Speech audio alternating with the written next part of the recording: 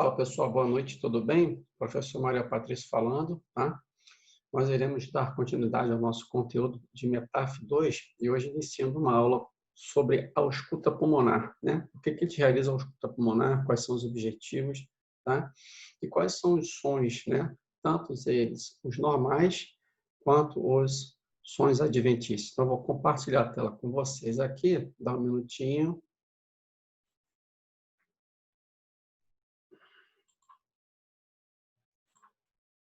Bom, está aqui, né? A ausculta pulmonar. O que é a ausculta pulmonar? Para que eu preciso auscultar o pulmão do nosso paciente, ok?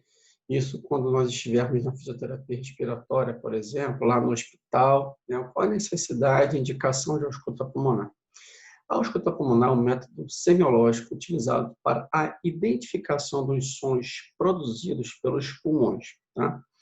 Sendo eles patológicos ou não, ou seja, pode ser que eu tenha um som patológico, pode evidenciar uma doença, tá? Mas pode ser também que não tenha essa necessidade, ok?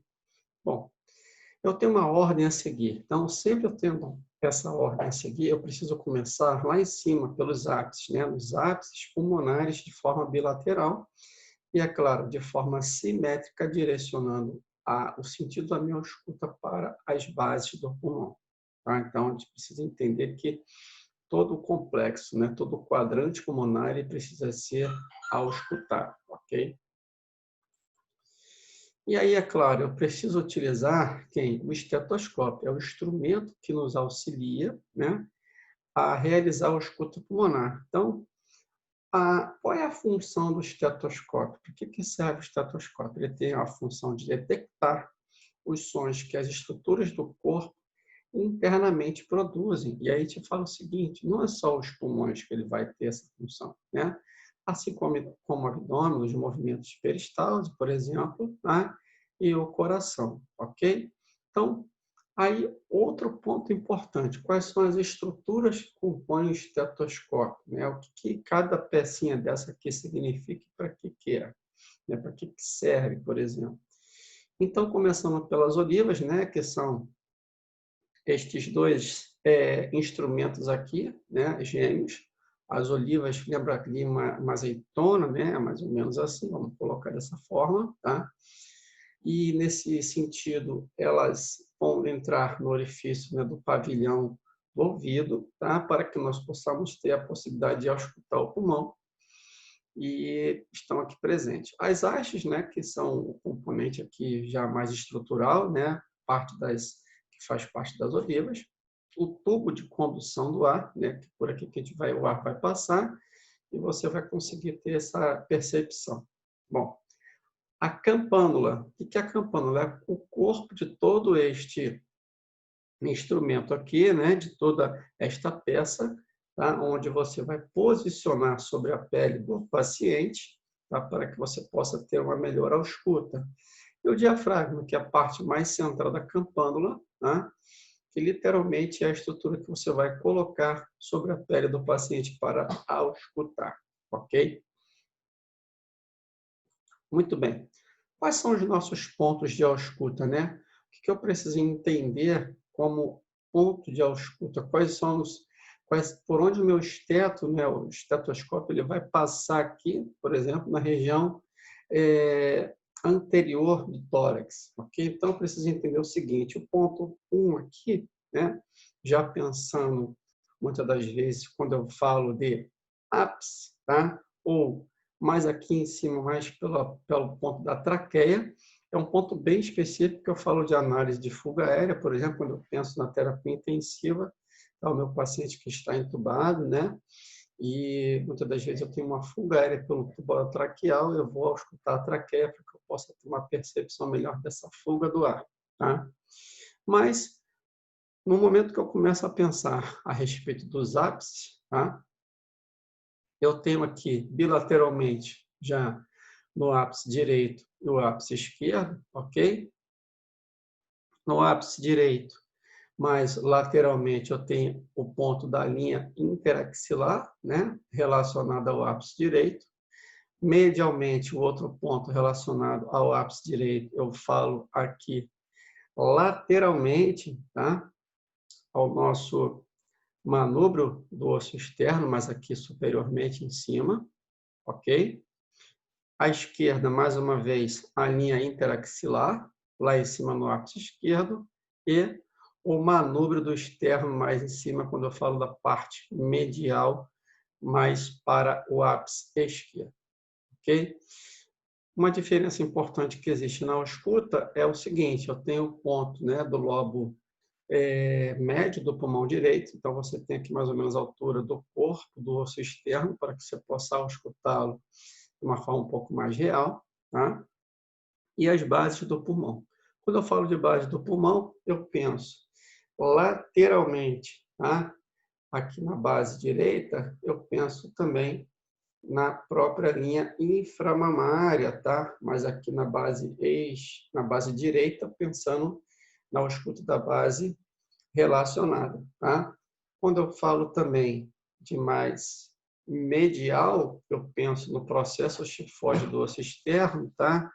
Na base do pulmão direito. Da mesma forma, na base do pulmão esquerdo, eu tenho o processo chifóide, então você vai posicionar mais ou menos o esteto ao lado do processo chifóide, tá?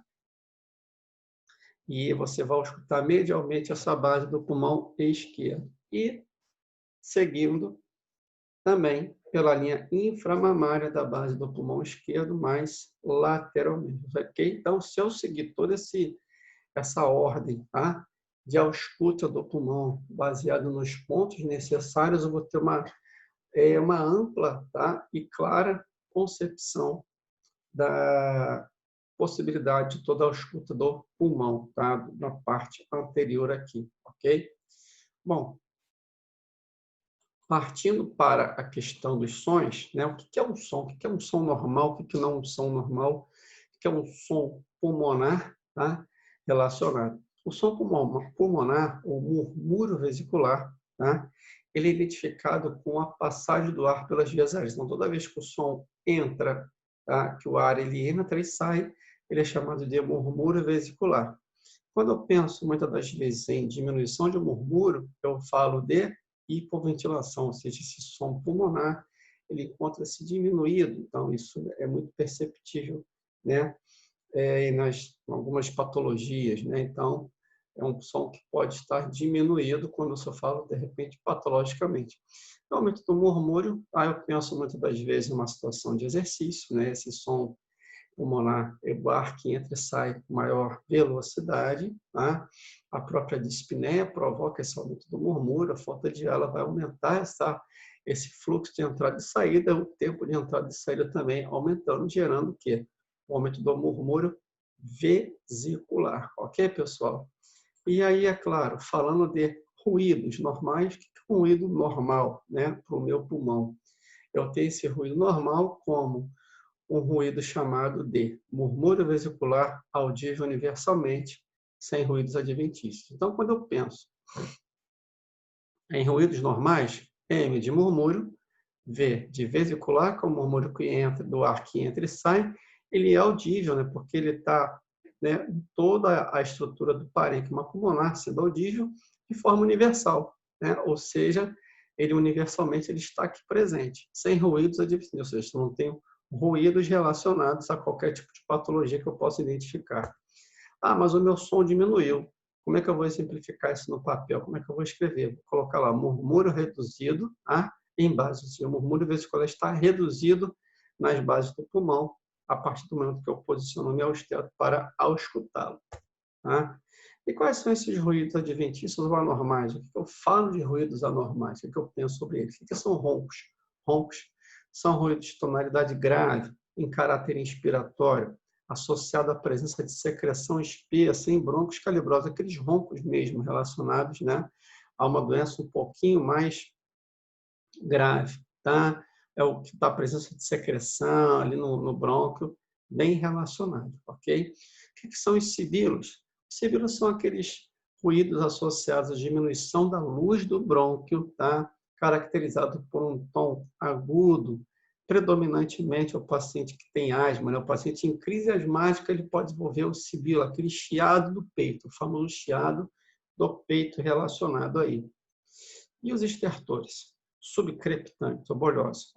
São sons descontínuos, ouvidos na inspiração, na expiração.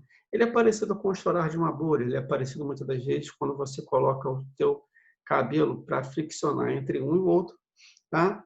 E nesse momento você começa a entender que esse som é um som associado a um brônquio de médio calibre, tá? Na investigação pulmonar.